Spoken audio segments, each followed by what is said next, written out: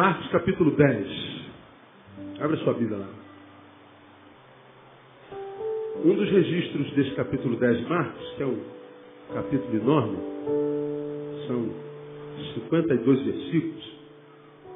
O último relato desse capítulo é o relato do cego de Jericó, que eu acho que todos vocês conhecem muitíssimo bem. Eu queria ler com vocês e meditar por um pouco de tempo sobre esse episódio do encontro de Jesus com o cego de Jericó. Versículo 46. Vocês já abriram aí? Amém? Amém? Vamos ver se está escrito assim. Depois chegaram a Jericó. E ao sair ele de Jericó com seus discípulos, e uma grande multidão, estava sentado junto do caminho um mendigo cego, Bartimeu, filho de Timeu. Este, quando ouviu que era Jesus, o Nazareno, começou a clamar dizendo: Jesus, filho de Davi, tem compaixão de mim. E muitos o repreendiam para que se calasse. Mas ele clamava ainda mais: Filho de Davi, tem compaixão de mim. Parou, pois, Jesus e disse: chamai-o. E chamaram o cego, dizendo-lhe: tem bom ânimo, levanta-te, ele te chama. Nisto, lançando de si a sua capa, de um salto se levantou e foi ter com Jesus. Perguntou-lhe Jesus: que queres que te faça? Respondeu-lhe o cego: mestre, que eu veja. Disse-lhe Jesus: vai, a tua fé te salvou. E imediatamente recuperou a vista e o foi seguindo pelo caminho. Amém, amados? Eu gosto muito desse episódio. Mas eu queria chamar a sua atenção para o versículo 51. Versículo 51. Perguntou-lhe Jesus. O que Jesus perguntou? Leia comigo. Que queres que te faça? Vamos juntos? Posso ouvir só as mulheres dizendo o que Jesus perguntou? Vamos lá? Varões, vamos bem grosso, vamos lá? Bonito, todos juntos, vamos lá? Que queres que eu te faça? Muito bem, agora para pensar comigo. Jesus faz essa pergunta para quem? Para um cego. Então vamos ao óbvio, ao lógico. O que você acha que um cego poderia responder para alguém que tem na mão todo o poder no céu e na terra, que lhe perguntasse: o que queres que eu te faça? O que mais que o cego poderia dizer? Ah, Senhor, me arruma uma quentinha aí. Estou com fome. Ah, Senhor, estou com a capa velha aqui, troca essa capa.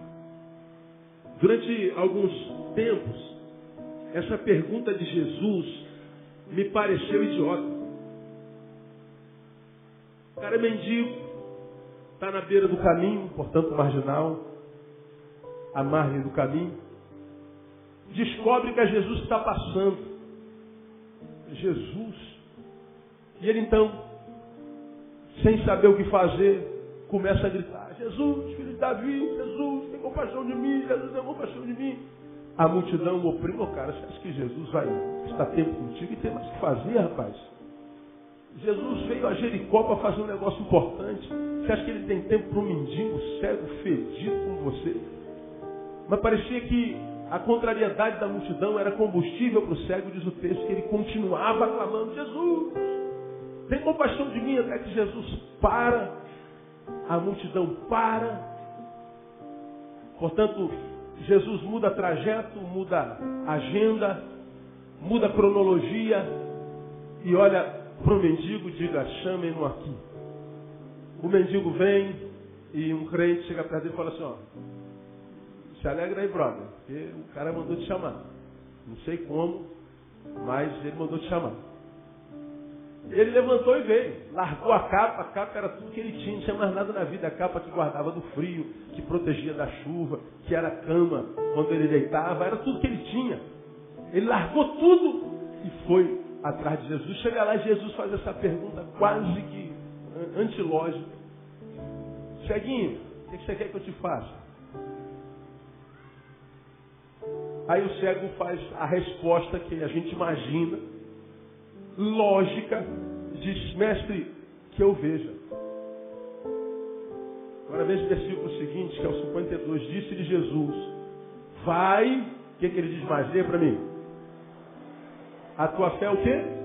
Te salvou. Eles tinham conversado sobre salvação, sobre petição, sobre pecado? Não tinha. Senhor, eu quero ver. Vai, tua fé te salvou.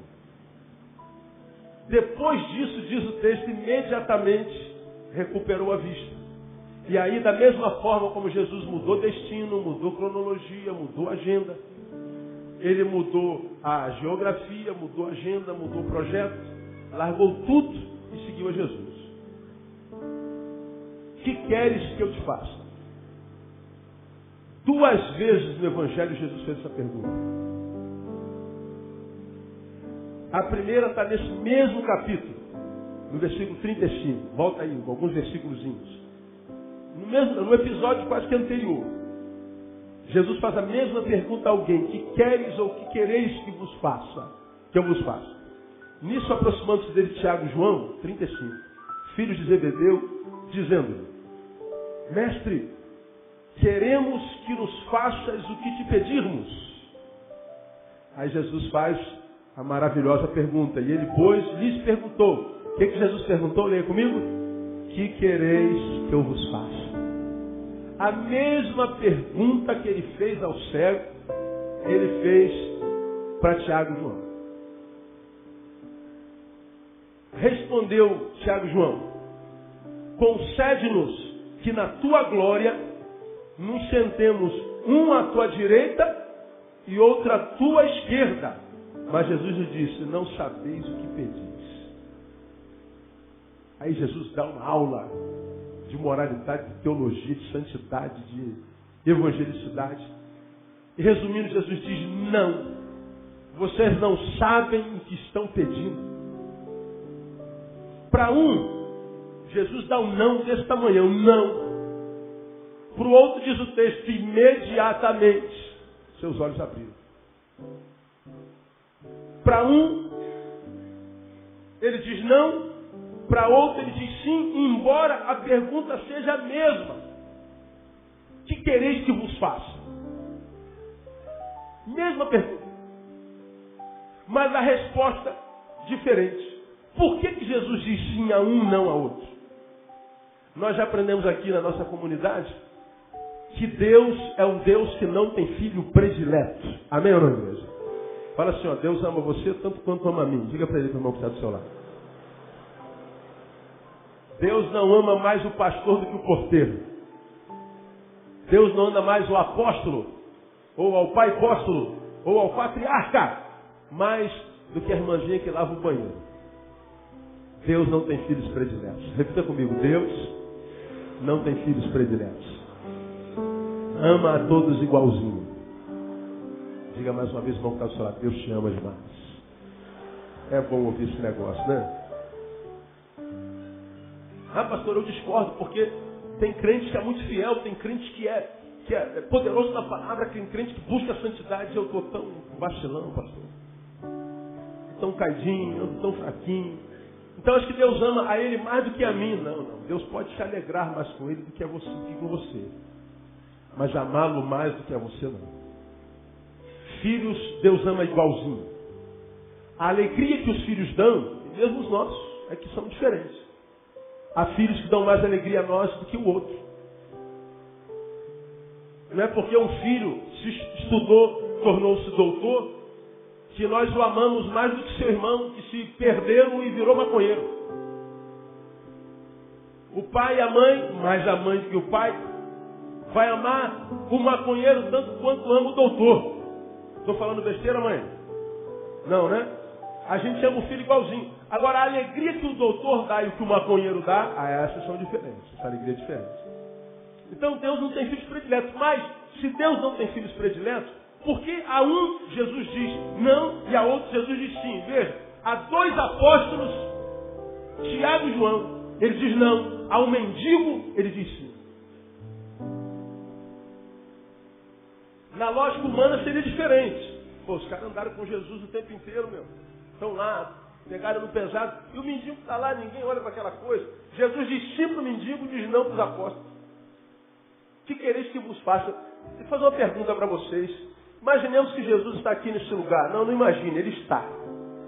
Mas imaginemos que esse Jesus se personificasse e aparecesse na tua frente e perguntasse: meu servo, serva, que quereis que vos faça?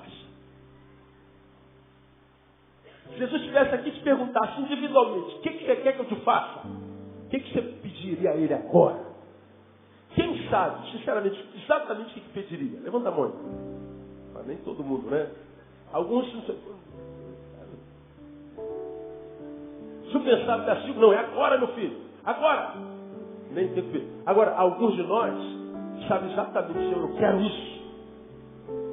Pois é, mas a despeito da pergunta, a gente vê que ele pode, mesmo mostrando disponibilidade, disposição de abençoar, dizer não para um e dizer sim para outro. E essa realidade do sim e do não me chamou a atenção nesse texto.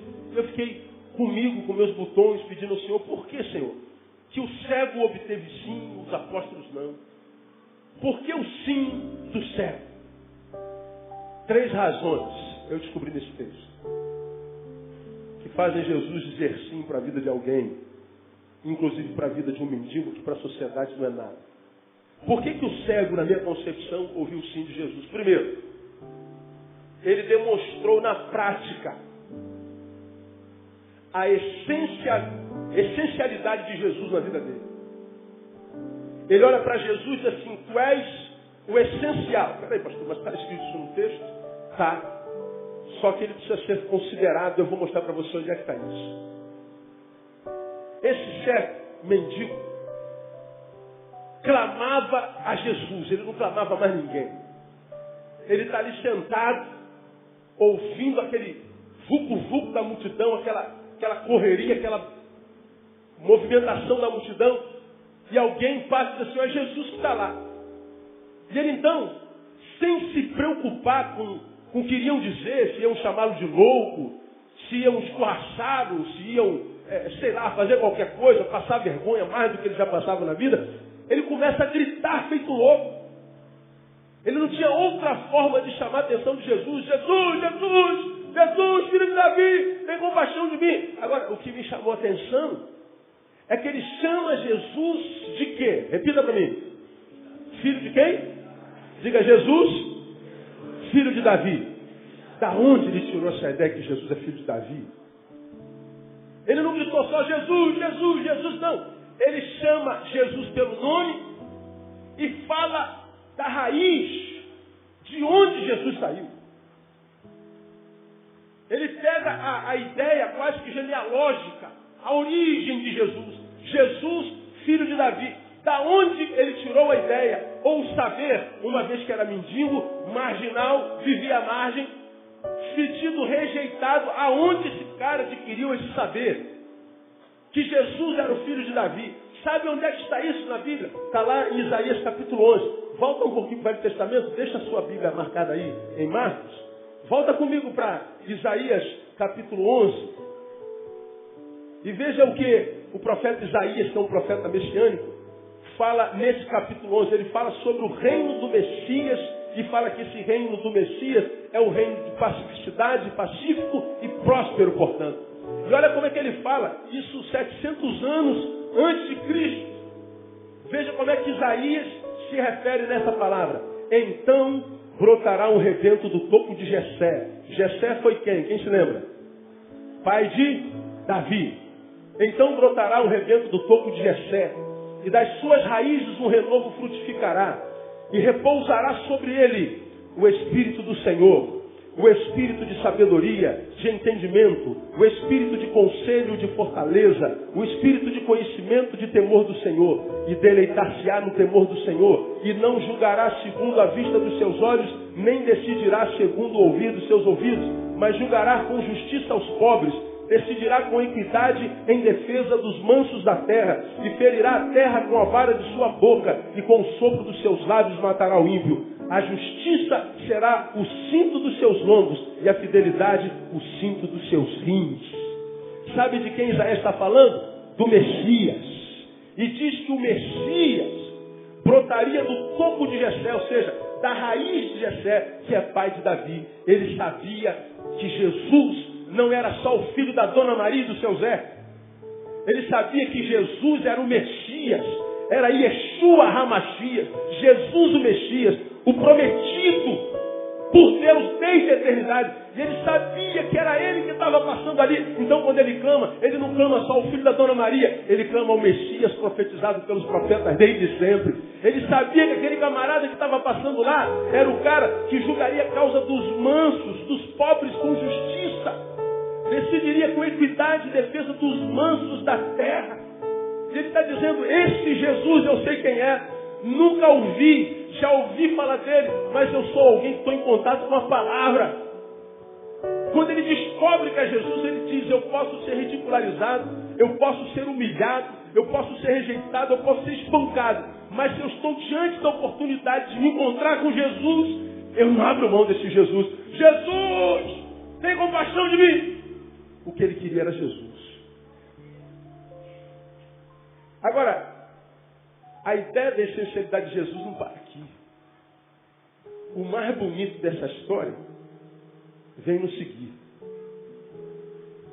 Quando você vai lá na língua original desse texto, não vai entrar aqui no meio da questão, quando o cego diz, a despeito da pergunta de Jesus, que queres que eu te faça? Como eu falei no início dessa pregação, parece uma pergunta idiota. Olha, Senhor, se eu estou do lado dele, Senhor, o cara é cego. O que você acha que o cara quer? Quer pegar dinheiro? O que você acha? Pelo amor de Deus, Jesus. Abre o olho aí, pô. Tá ligado? Mas você acha que Jesus é idiota? Jesus pode ser tudo, irmão. Mas idiota ele não é. Tem alguma coisa por trás dessa pergunta. É como aquela pergunta que Deus faz para Salomão, lembra? Um moleque de 11 anos. Salomão, pede o que você quiser. É teu. O que Salomão pediu? Sabedoria. Imagina Jesus na frente do teu filho, das minhas filhas. Ô menina, pede o que você quiser. Um PlayStation, última geração. Pede, toca no coração do meu pai para aumentar minha mesada. Senhor, faz ser aprovado direto. Não ficar reprovado. Mas não, mulher que pede sabedoria. Quando ele pede sabedoria, já ministrei sobre isso aqui, ele está revelando que já era sábio e muito. Mas talvez ele não soubesse disso. Agora eu duvido que um garoto de 11 anos, diante da proposta de Deus, pede o que você quiser, eu te dou.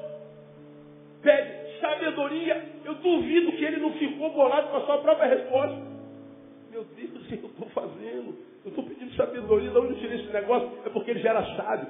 Há muita joia preciosa dentro de nós, que foi plantada por Deus dentro de nós, desde o ventre da nossa mãe, que estão aí escondidas e a gente não sabe. Porque muitos de nós têm estima baixa, rastejante. Porque muitos de nós têm espírito de cobra, vive rastejando migalhas, correndo atrás de miséria.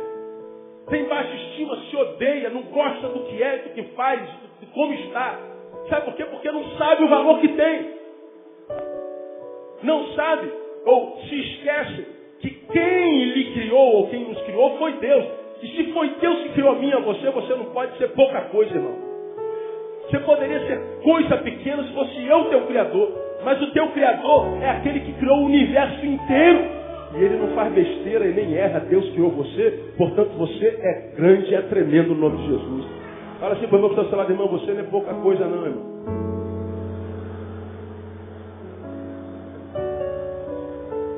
Agora, vamos brincar um pouquinho. Fala para o outro que está do outro lado do seu irmão. Tu me respeita que tu sabe com quem você está falando,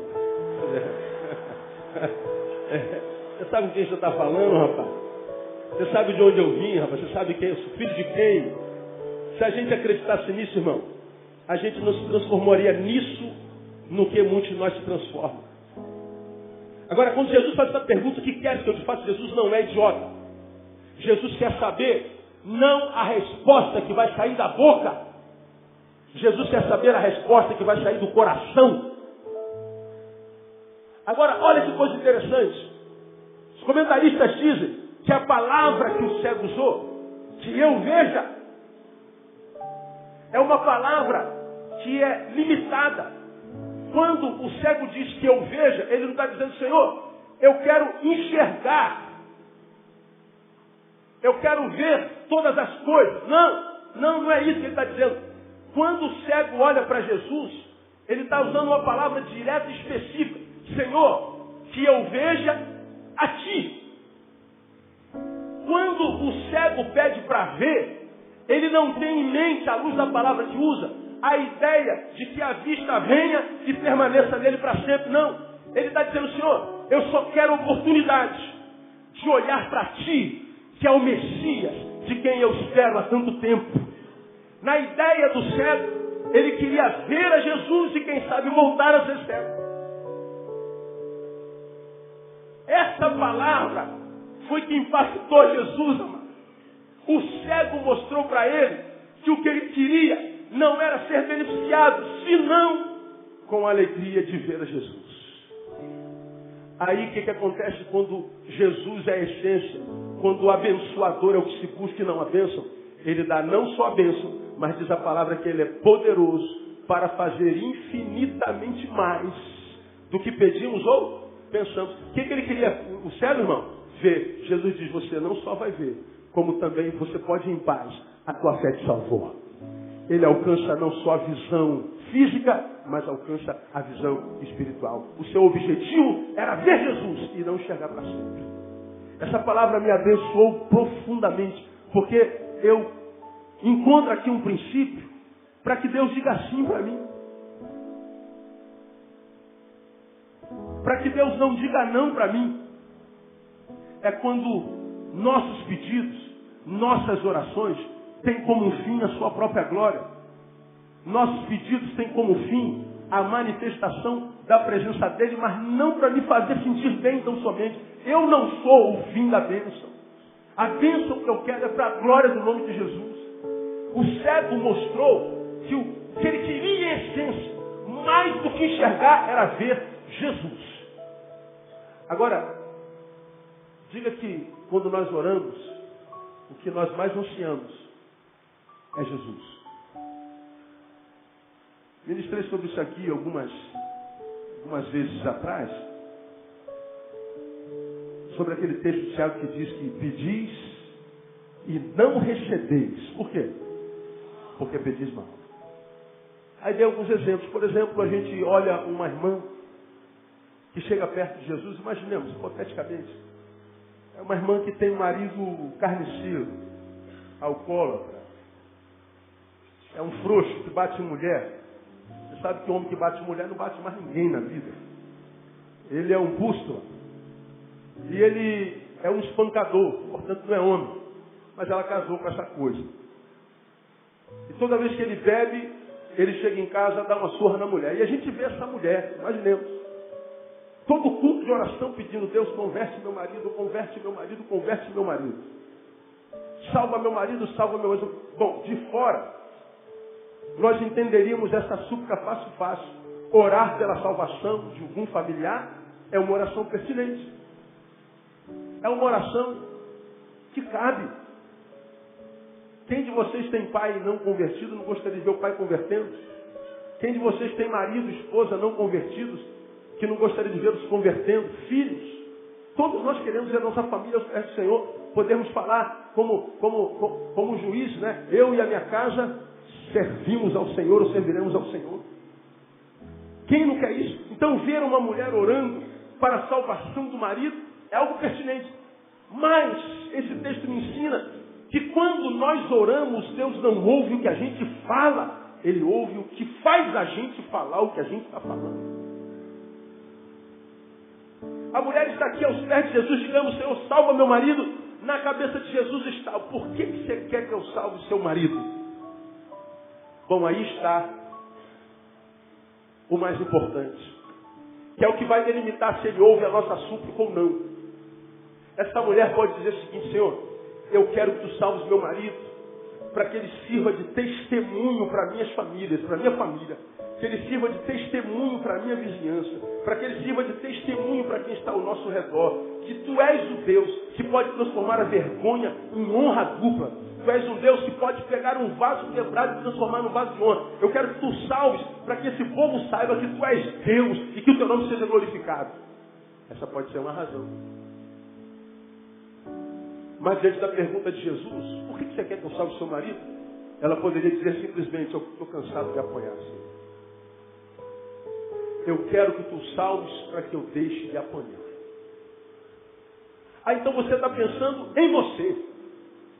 É em mim. Você não está pensando nem no marido. A priori não. Quanto à glória do meu nome, nem pensei nisso. Eu só não aguento mais apanhar. Bom, querer parar de apanhar é um bom motivo. Mas não é a razão para fazer oração. Quando a oração é em nome de Jesus. Nós precisamos entender que quando Deus pergunta para nós o que queres que eu te faça, Ele não pergunta só com intenção de botar um gostinho de quase vitória na nossa boca. Sinta o gostinho da vitória, Neil? Sentiu? Agora, nada de vitória, fica na derrota. Não, Deus não é masoquista.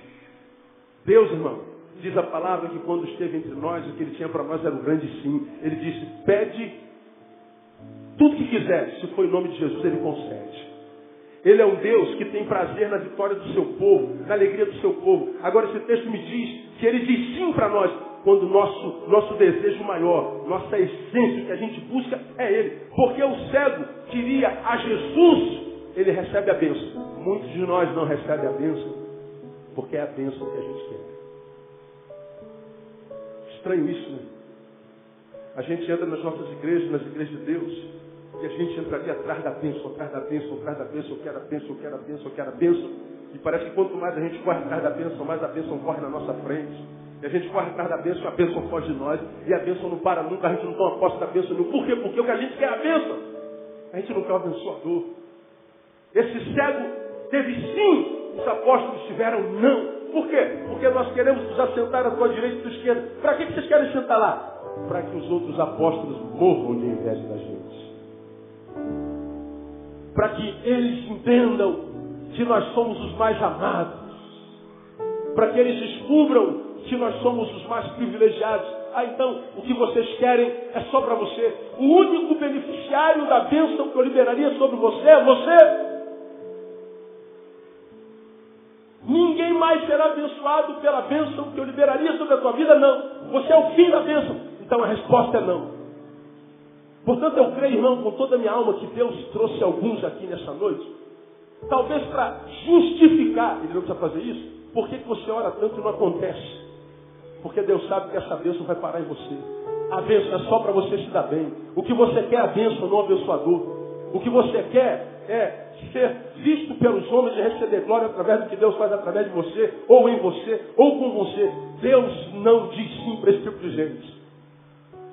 Agora, quando a gente pede a Deus, querendo que, quando Ele nos fizer, através do que Ele fez a nós, o Seu nome seja glorificado, quando nós provamos para Ele que a essência do nosso pedido é Ele, irmão, fica tranquilo.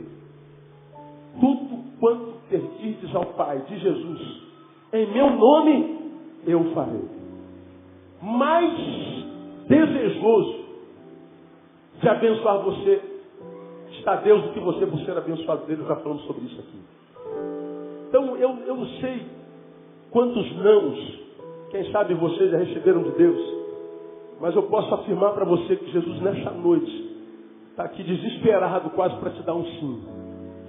Mas Ele está dizendo, precisa mudar a intenção. Precisa mudar a motivação. Porque senão o que sobra é frustração com Ele. Eu fico pensando, quando me coloco no lugar de Tiago e João, Senhor, deixa a gente sentar um do lado direito, outro do esquerdo. Vamos essa boquinha aí para a gente. Depois de tanto tempo com Jesus, Jesus diz, vocês não sabem nem pedir. Vocês são uma vergonha. E aí, no restante do texto, Jesus dá uma lição neles, tremenda, e quase que os usa como referência negativa para os outros apóstolos. No lugar da honra, dupla vergonha. Quando a promessa dele é no lugar da vergonha, o quê? Dupla honra. Por que você acha que Deus quer abençoar você? Para que o nome dele seja glorificado e para que você seja honrado no nome de Jesus. Mas qual é a maior honra que um homem pode ter? Ver através de nós o nome de Jesus ser glorificado. Pode dizer glória a Deus aí, irmão? Amém, Ele nos abençoe assim com essa palavra. Uma segunda razão pela qual eu vejo que o mendigo teve sim. Primeiro, a essencialidade de Jesus. Segundo, ele podia ser mendigo, mas era homem. Ele podia ser mendigo, mas era macho. Porque ele não se submeteu à vontade ou julgamento dos homens. Ele não se submeteu. Veja, quando ele começa a gritar, lá no verso 46, ou no 48, depois que ele começa a gritar, Jesus, filho de Davi, tem compaixão de mim, diz o texto, 48, e muitos faziam o quê? Repreendiam. Quantos o repreendiam, diz aí na sua Bíblia? Muitos, não eram poucos, irmãos. Ele está voltado para Jesus, clamando, muitos, cala a boca, rapaz. Quem você pensa que é? Não vai dar certo, não vai acontecer. Não há jeito para você. Se você está aí, você merece. Você acha que Deus tem tempo para um mendigo como você? Nem os homens te olham. Você não merece mais. Você, quem é você? E está lá os jogadores de água gelada. Aquelas pessoas que estão ao nosso redor com um balde de água fria, só esperando a oportunidade para jogar na nossa cabeça. São os ladrões de alegria. Conhece algum ladrão de alegria? Você chega no trabalho dizendo, rapaz, olha, foi uma bênção ontem na igreja. Aí chega o cara e joga um balde. Você chega junto aos amigos e diz, a vitória que você alcançou foi aprovado no concurso, na faculdade, comprou um carrinho. Tem sempre um miserável que vai tirar alguma coisa ruim dessa sua vitória. Eu me lembro, gente de motoclube, o cara sempre começa com uma magrelinha, né, cara? A gente compra uma moto pequenininha, o que dá para comprar, e fica feliz com a magrelinha. Mas depois começa a rodar com o pessoal do motoclube, aí o cara fica sonhando com a moto maior. E ele vai sonhando, mas a grana está curta, mas ele sai de uma 125 ou uma 150, vai para uma 250. Aí eu me lembro, há muito tempo atrás, de uma moto 250. Aí estávamos numa reunião na casa do pastor Zé Marcos, e tinha algumas pessoas de outros motoclubes lá. Aí quando eu cheguei com a moto nova, aí tinha um pastor lá sentado. O Zé Marcos já está rindo, né? Com essa peça.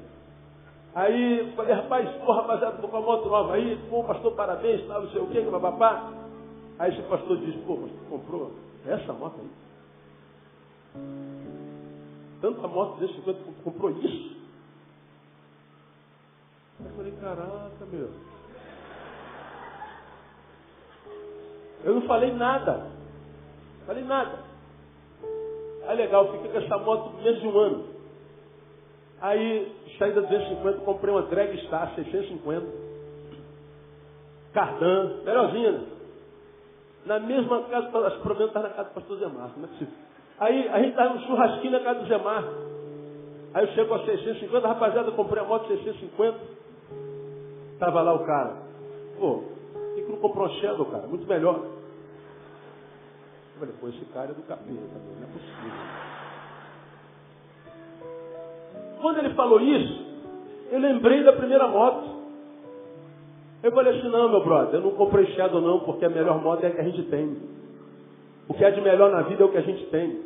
Portanto, se eu comprei essa é a melhor para mim. E pronto, acabou. Não, fica chateado, não estou chateadão, só estou tentando te botar no teu lugar. É melhor porque é meu. Acabou. Passou alguns anos.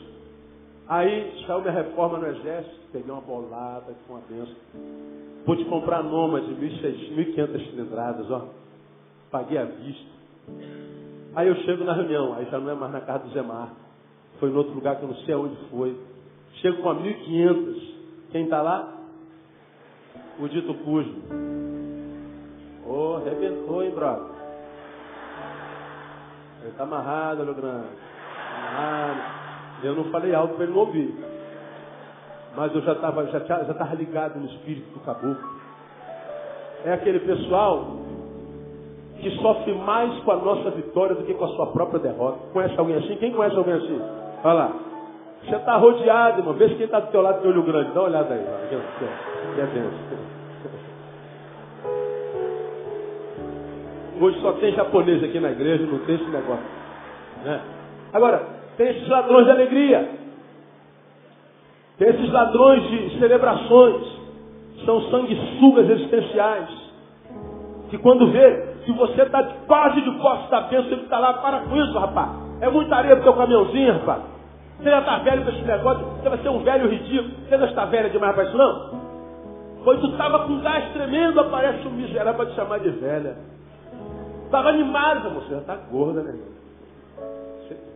Com essa gordura toda, com essa roupa. Cara, você estava se achando a mulher mais gostosa do mundo. Apareceu a tua amiga para falar que você está com estria. Quem não tem estria? Maria tinha estria, com certeza. Toda mulher tem estria. Não tem mulher que não tem estria.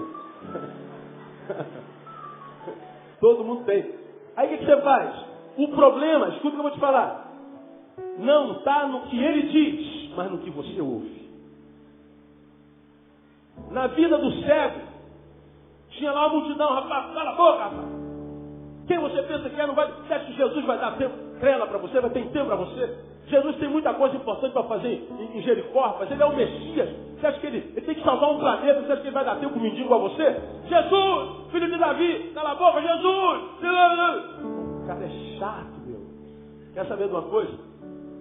Deus adora gente chata. Gente chata, que é chata na perseverança. Se ele te fez a promessa, chateia Jesus. Ele vai te dar vitória no nome de Jesus. E se aparecer algum chato mandando você parar de ser chato, manda esse chato para a glória, no nome de Jesus. Deus gosta de gente assim, irmão. A gente gosta de gente assim. Eu gosto de gente assim. De gente que não desiste na primeira crítica. De gente que não desiste na primeira reprovação. De gente que não desiste no primeiro obstáculo. É aquela gente que é chata. Eu quero viver e não há ninguém que vai me impedir de fazê-lo. Vou viver até morrer. Ele vive mesmo. Agora a gente vê um monte de gente que está prostrado porque a unha encravou. Está prostrado porque a adversidade de ontem fala mais alto do que o sonho de amanhã. Está prostrado porque a dor de ontem fala mais alto do que a alegria que eu posso viver hoje. Gente que está voltado para trás, já preguei aqui 200 vezes sobre isso. A vida está lá, ó, e a gente tem que ir atrás da vida. Só que ele vai atrás da vida, lembra disso aqui? Assim, ó, olhando para o passado.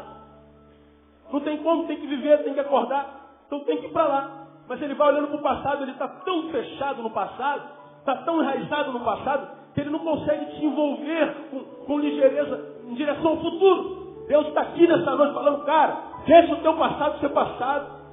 Para de ficar olhando para as dores de ontem, porque o que eu tenho para você amanhã é muito melhor do que aconteceu contigo ontem. Então, toma posse dessa palavra aí. Aleluia!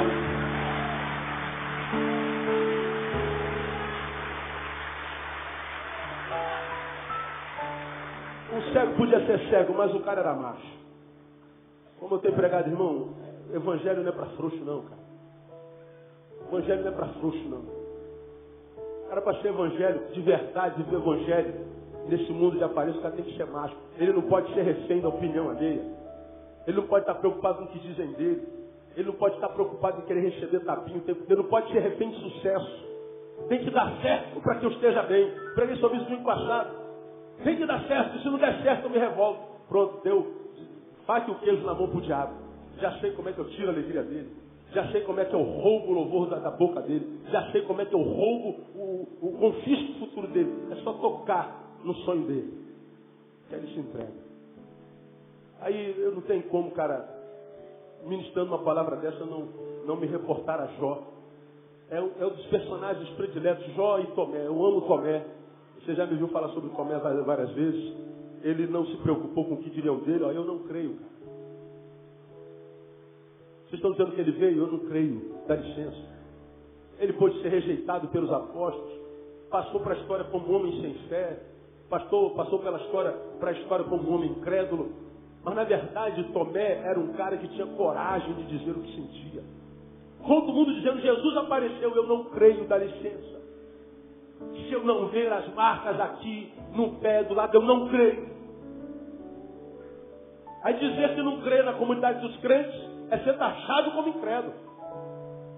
Dizer que está com vontade de chutar o balde na comunidade dos que nem balde parece ter no caminho, é ser taxado como um legalista, ou como alguém que está legalizado por diabo. Então, na comunidade dos santos não há espaço para os fracos, né? Para quem passa por problemas, a não ser quem passa por problema e seja macho. Tomé disse, eu não creio. Aí a gente chama Tomé de incrédulo. Pois é, mas diz o texto lá em João, que 8 dias depois Jesus voltou. Só para ele. Como que Jesus pode voltar só para um camarada que não tem fé? Voltou só para Tomé. Sabe por quê? Tomé tinha coragem de dizer, eu estou em crise. Tomé tinha coragem para dizer, eu não estou crendo como todo mundo, dá licença. O cara era macho. Não precisava do sucesso, da aceitação dos outros. Ele só queria ser honesto com seus sentimentos, com seu Senhor. Jó, ele é a mesma coisa, numa outra perspectiva. O diabo lhe tira tudo, considerando que ele não sabia que era o diabo. Foi um dia de azar. Ainda tem aqueles amigos deles, quem tem amigo como aquele, não precisa de inimigo. Ó Jó, isso é que você emprestou dinheiro a juros. Isso é porque você falou mal de alguém. O Senhor está descansando. Eles deram um monte de razão para o problema de Jó. E o problema de Jó ninguém poderia entender. Quem, irmão? Poderia estar aqui embaixo imaginando, tem uma reunião no céu onde o diabo está. Como, cara? Se fosse uma reunião no inferno e Deus estivesse, fácil de entender. Ele pode estar em todos os lugares. Agora, o que o diabo está fazendo nessa reunião, meu? Conversando sobre Jó e Deus entregando Jó na mão do diabo. Quem pode chegar a essa conclusão? Mas não, tem sempre alguém que dá resposta para a nossa solução. O problema é esse. Os profetas estão por aí, os adivinhadores, mostrando qual a razão da sua perdição. Aqui, eu conto para você, aconteceu agora, 10, 15 dias atrás, atendo alguém no meu gabinete de uma irmã que bateu com um carro. Na batida do carro, a filha dela menor quebrou a clavícula e ganhou um ponto do lado direito da testa. Braço direito, testa direita. Quando ela chegou em casa, chegou uma vizinha, profetiza. Não sei se você lembra que eu já mostrei qual a diferença entre a profecia e a adivinhação. Quase não tem diferença. Outro dia a gente fala sobre isso de novo. Aí chegou a profetisa, falou, minha irmã, eis que o Senhor mandaria um recado. Aí, qual era o recado? Deus foi quem jogou o seu carro naquele outro carro. E perceba que a senhora machucou o ombro direito e a testa direita. Por quê? Porque Deus me disse que a senhora estava de olho no marido do seu vizinho da direita. E a mão é o símbolo do tomar posse. Então Deus está te dizendo, para de olhar para o marido da vizinha do lado direito. Irmão, a vizinha do lado direito é viúva.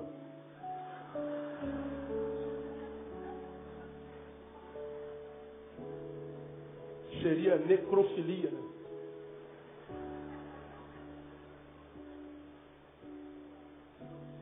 Tem sempre um homem ou uma mulher querendo dar resposta para os nossos problemas. Mas pior do que o que eles falam para nós, é o que nós ouvimos deles. Esse homem, mendigo, podia ter parado desanimado, é verdade, quem sou eu? Para esse Messias olhar para mim, eu sou mendigo, sou um Zé Ninguém, não sou nada. Mas você aprendeu que Deus não tem filhos prediletos. Você pode ter feito o que você tiver feito no seu passado, para Deus não interessa. Ele diz, dos vossos passados não me lembrarei mais. Por quê? Porque Deus é o Deus que olha para o futuro, cara. Deus pode, da mesma forma como o diabo te usou no passado, Deus pode te usar no futuro, se você permitir, e se você não for frouxo. Se você não se submeter a esse teu complexo de inferioridade, achando que Deus não pode usar você, por achar que, porque alguém diz que você não presta para nada, quem sabe teu pai, quem sabe a tua mãe, você não vale nada, você não presta para nada, você acreditou nisso, frouxo. Deus criou você, portanto você é precioso demais. Preguei uma vez sobre isso aqui, vocês vão se lembrar disso. Quantas pessoas acham que não vale nada porque ouviram que não vale nada a vida inteira? Aí eu falei assim, pastor, alguém disse assim, porque eu não valho nada porque minha mãe jogou na minha cara, na minha adolescência, que a minha vida foi um equívoco. Minha mãe disse que eu não fui um filho planejado. Minha mãe disse que eu só nasci porque a minha camisinha furou, a camisinha do meu pai furou. Eu sou um erro de percurso. Você não deveria ter nascido. Pois é, aí eu disse para ele o seguinte, olha, para sua mãe, você não deveria ter nascido. Mas para Deus, você já era nascido antes da fundação do mundo, cara. Muitas vezes, nós não somos projeto do pai e da mãe, mas somos projeto de Deus. Você nasceu, não nasceu? Amém ou não? Então Deus planejou você, cara. Diga, irmão, está do seu lado, você é um projeto de Deus desde sempre. Diga, eu sou um projeto de Deus. Mas mesmo assim, a tua crise está tão profunda que você, miserável, ainda diz assim, se Deus planejou isso aqui, Deus é um péssimo projetista, porque está bravo. Bagulho está feio, pastor. Pois é, porque isso é um bagulho fora da mão de Deus. Quando o bagulho que você é for colocado na mão de Deus, na mão de Jesus, esse pau torto que você é, na mão de Jesus, você é consertado porque ele era carpinteiro, especialista em pedaço de pau. Esse barro sujo, na mão do oleiro, é transformado num vaso de glória, num vaso de barro. Você acha que esse irmão que está do seu lado foi essa coisa linda a vida inteira, irmão? Você acha que isso tudo que está do teu lado aí, isso é verdade? Rapaz, se souber o passado dessa pessoa que está do seu lado, essa boca nem sempre teve dente, isso aí, né? Esse cabelo nem sempre foi liso desse jeito, né? Isso é milagre de Deus, cara. Isso aqui, ó, é uma reunião milagrenta, milagreira. Nós somos milagres, é graça de Deus. A Bíblia diz que todos pecaram, portanto, todos deviam estar destituídos da glória de Deus, mas o salário do pecado é o quê? É morte. Está vivo? Então você está debaixo da graça. Deus pode mudar a tua história completamente hoje, se você não atrapalhar. Termino. Primeiro, por que Jesus ouviu o cego? Jesus era a essencialidade. Segundo, não se submetia à vontade e ao julgamento dos homens. Terceiro e último, ele se esforçou o máximo para receber o Messias e do Messias. O texto, no versículo 46, diz uma coisa muito interessante. Depois chegaram a Jericó. Ponto. Olha o parágrafo seguinte. E ao sair ele de Jericó, olha aí. Depois chegaram a Jericó. Ponto. Ao sair de Jericó, pergunta-se, o que ele foi fazer em Jericó? Não está escrito. Ele chegou, ponto. Ao sair, o que Jesus foi fazer em Jericó? O texto não diz. Mas eu e você sabemos. Jesus entrou em Jericó. Vamos imaginar que ele tenha feito coisas tremendas lá em Jericó. Mas o texto não registrou nada disso. O texto só registrou que ao sair de Jericó, tinha um mendigo. Que ao sair de Jericó tinha um mendigo que era macho. Que ao sair de Jericó tinha um mendigo que era macho. Que tudo que queria na vida era ver Jesus, nada mais. Tinha um mendigo em Jericó que era macho, queria ver Jesus e nada mais. Que não estava nem aí para a multidão, para os obstáculos e mais. Que não perdeu a oportunidade de se encontrar com o Messias, uma vez que o Messias já estava indo embora. Ele falou, é minha última oportunidade. Agora diz mais, chegou em Jericó, e ao sair de Jericó com seus discípulos, uma grande multidão estava sentada junto do caminho. Havia uma grande multidão, estava sentada junto do caminho, um mendigo. Então, entre Jesus e o mendigo, havia não só os ladrões de alegria, cala a boca, Mas havia também o empecilho da massa. Eu tenho que atravessar essa massa, eu não sei como, cara, não dá, não estou vendo nada. A única coisa que eu tenho é vontade de ser abençoado. Não tenho nenhuma condição, não vejo nada, nunca vi Jesus. Um monte de gente me amaldiçoando, querendo roubar minha bênção. Uma multidão que não sei por onde passar. Eu não tenho, pela lógica, nenhuma condição de ser abençoado. A única coisa que eu tenho é a vontade. A única coisa que eu tenho é fé de que serei. Então o único recurso que ele tem, ele usa. Ele dando a gritar. Ele se esforçou ao máximo. A multidão oprimia, ele gritava, gritava, gritava, ele não parou. Como Jacó lá no Val de Jaboque, Senhor, eu não te largo se tu não me abençoares. Isso quer dizer que esse camarada se esforçou ao máximo porque ele tinha um objetivo. Quando Jesus vê pessoas com objetivos na vida e provam que ele mais quer na vida atingir esse objetivo, Jesus para tudo e diz, chama esse cara aqui. O que você quer que eu te faça? Que eu vejo. Parece que Jesus não está ouvindo nada do que ele diz. Vai, tua fé te salvou. Peraí, não estamos falando de salvação. Não estamos sim, filho. É porque eu não estou ouvindo o que tu dizes, estou ouvindo o que tu sonhas. Você pode ser muito mais do que um vidente. Você pode ser um vidente salvo na minha mão. Você pode ser muito mais do que isso que você é aí, meu irmão. Você pode ser tudo que você é e mais se você for para a mão de Deus. Se acreditar que Ele pode fazer o que ninguém conseguiu fazer na tua vida. Se você provar para Ele com o teu coração, que o que você é, ou quer de fato, de verdade, é a bênção que você está aí dizendo querer no seu coração. Se você provar para Ele nessa noite que você não está nem aí para o pai vai dizer, a mãe vai dizer, a multidão vai dizer, os colegas da faculdade, do trabalho vão dizer, eu não quero nem saber, pastor, eu quero encontrar Jesus, cara. Eu quero que Jesus entre em mim, que mude a minha vida, mude a minha história. Ah, mas vamos te zoar. Vamos zoar. Ser crente é ser zoado, não tem jeito. A não ser que você seja um crente safado. Crente porcaria. Aí todo mundo te aceita. Agora, se for crente de verdade, é ser zoado, ser chamado de careta. Ser chamado de mané, de bobão, que enriquece o pastor, de idiota, de quem recebeu lavagem cerebral. Está disposto a isso? Tá não, né, irmão? Então esquece salvação. Esquece Jesus. Porque Jesus está dizendo, olha, eu não quero saber se você é mendigo. Quero saber se você é rico. Quero saber se você é pobre, se você é rico.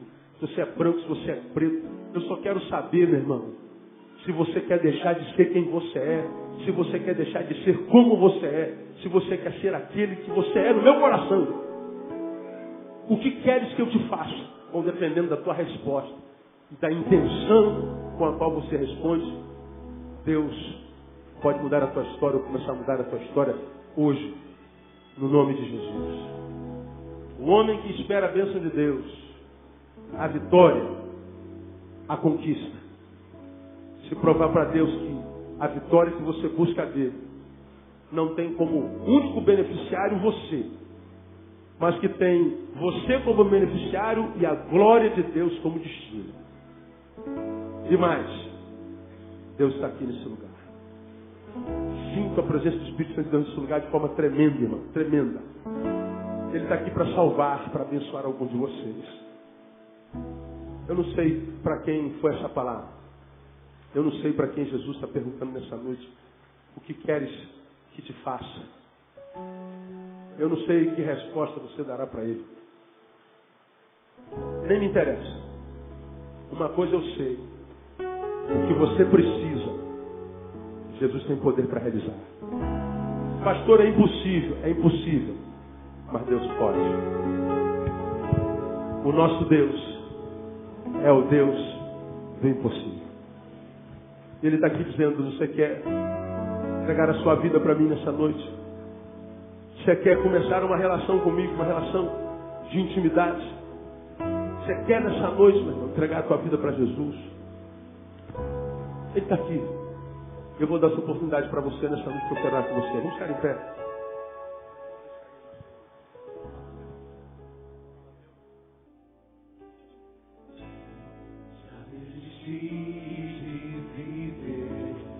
Se lutar com as minhas forças, tu és que vive em mim. Estou sozinho tantas vezes, Não há mais lugar para mim mesmo. Minhas vontades, meus desejos foram crucificados.